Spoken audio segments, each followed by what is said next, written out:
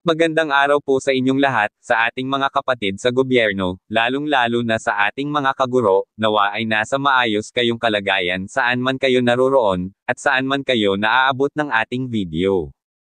Isang kapapasok lang na balita, para sa mga kaguro natin, dahil sinabi ni George Erwin Garcia, ang chairperson ng Commission on Elections, na handa ang poll body para sa dalawang malalaking halalan sa taong 2025. At ang pangalawang good news ay, mahigit sa 490,000 na mga guro, ang inaasahang makakabenepisyo ng 8 to 10,000 na honorarium kasama na ang tig 5 days leave credits. Para sa buong detalye, tapusin na panoorin ang bidyong ito.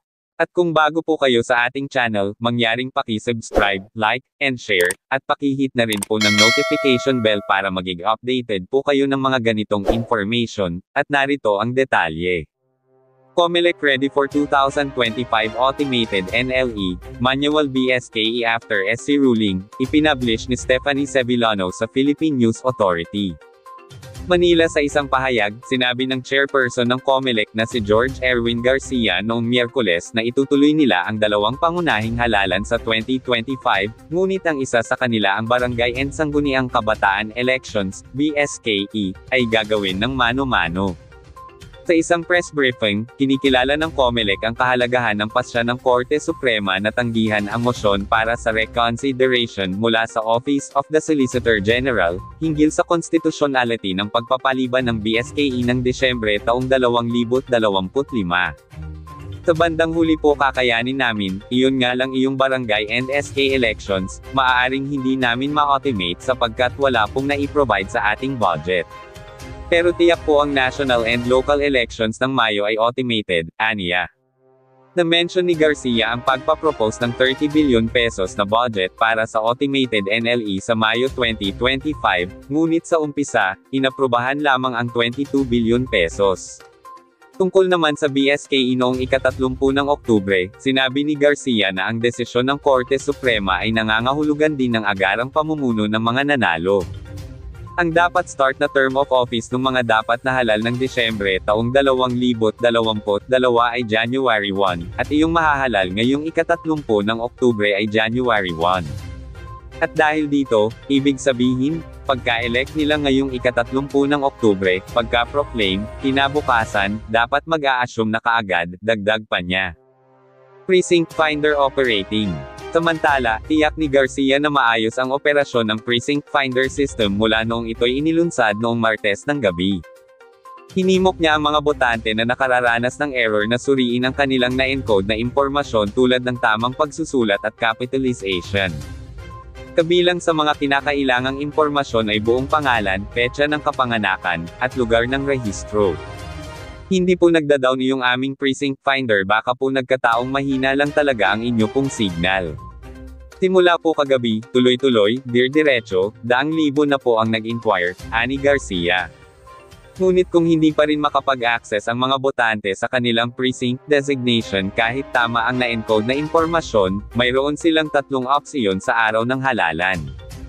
Maaaring tingnan ng mga botante ang kanilang precinct number sa mga itinalagang help desks ng Parish Pastoral Council for Responsible Voting, PPCRB, sa mga paaralan, opisyal na listahan ng mga botante na nakapost sa labas ng bawat precinct o silid paaralan, at ang libro sa loob ng silid na naglalaman ng mga larawan, pirma, at mga fingerprint ng mga botante.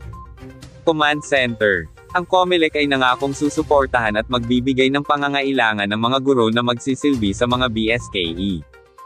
Ito ay kasunod ng pagbisita ng Vice Presidente at Kalihim ng Edukasyon na si Sara Duterte sa COMELEC at Department of Education Command Center. Siya mismo ang nag-request na baka pwede namin alagaan ang mga personnel ng DepEd na magmamanage ng Operation Center ng DepEd sa buong bansa, sabi ni Garcia. Pinanggit niya ang kanilang sistema at mga procedure mula sa pag-deploy ng mga election paraphernalia sa mga paaralan hanggang sa pagsiguro ng maagang pamamahagi ng honoraria sa mga guro.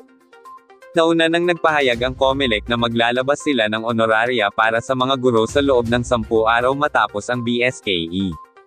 Ito ay nagkakahalaga ng 10,000 Philippine pesos at 9,000 Philippine pesos para sa mga electoral chairpersons at board members, ay may karagdagang 2,000 Philippine pesos para sa mga naglilingkod sa early voting hours.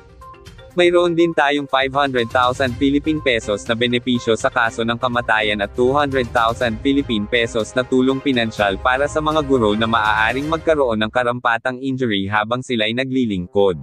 At ang ikalawang good news, maraming guro ang excited gayon dahil sa higit sa 494,000 na guro ang inaasahang madadagdagan ng 5 araw, ang kanilang service credit, at makakatanggap ng higit kumulang na 9 hanggang 10,000 piso bilang honorarium sa mga magse-serve sa barangay at SK Election 2023. DepEd, 494,662 teachers to be deployed for 2023 BSKE, ipinablish ni Merlina Hernando Malipot. Bilang bahagi ng kanilang pangako na siguruhing maayos ang pagdaraos ng 2023 Barangay at Sangguniang Kabataan Elections or BSKE, ang kagawaran ng edukasyon, DepEd, ay maglalabas ng halos kalahating milyong guro at kawani para sa kanilang mga tungkulin sa halalan. Ang aming mga guro at iba pang kawani ay patuloy at magpapatuloy na magiging bahagi ng mga electoral boards, DepEd supervisor officials, barangay board of canvassers, support staff, at iba pa, bilang bahagi ng kanilang pangako na pangalagaan at gabayan ang lahat ng mga mag-aaral sa Pilipinas patungo sa mas maliwanag na kinabukasan, sabi ni Undersecretary for Operations Attorney Revsy Escobedo, na siyang chairman ng DepEd Election Task Force.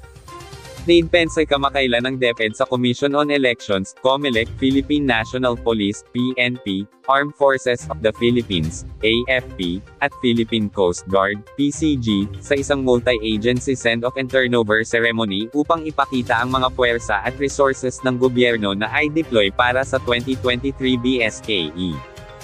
Sa nalalapit na halalan, sinabi ng DepEd na ay deploy nila ang 474,662. Sa bilang na ito, 382,773 ang magiging bahagi ng electoral boards, 25,196 ang mga DESOs, 68,873 ang magiging BBOCs, at 17,800 ang maglilingkod sa iba't ibang kapasidad tulad ng mga kapalit, support staff, at poll clerks. Bilang mga magulang, huwaran, at mga lingkod bayan, tungkulin nating siguruhin na ang kanilang mga karapatan ay mapanatili, ang kalidad ng buhay ay mapabuti, at ang boses ng mga tao ay mapakinggan, sabi ni Escobedo. Ako'y taos-pusong naniniwala na tayong lahat na nagkakatipon ngayon ay handang gawin ang kinakailangan upang protektahan ang karapatan ng ating mga kababayan, dagdag niya. Paghahanda.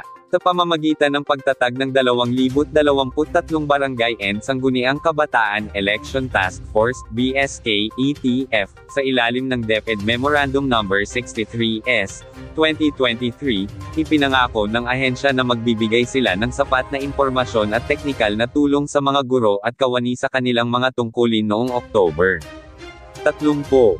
Nagkasundo rin ng DepEd sa COMELEC at Public Attorney's Office, PAO, upang protektahan ang mga guro mula sa mga kaso ng election offenses at/o administrative complaints. Bukod dito, nagkaroon din ng pambansang oryentasyon at pagsasanay ang DepEd upang siguruhing alam ng mga miyembro ng task force ang mga procedure para sa halalan. Sa kabilang dako, nagpaalala ang DepEd sa kanilang mga opisyal at kawani na, hindi makialam ng direktang o hindi direktang paraan sa anumang kampanya sa halalan o sumali sa anumang partisan political activity maliban sa pagboto. At dito po nagtatapos ang ating video. Kung nagustuhan mo ang ating video ngayon, maaaring mag-iwan ng comment sa comment section, para po patuloy kayo maka-access ng latest information. Mangyaring paki-subscribe, like at share para ma-notify po kayo ng mga latest updates. Maraming salamat po.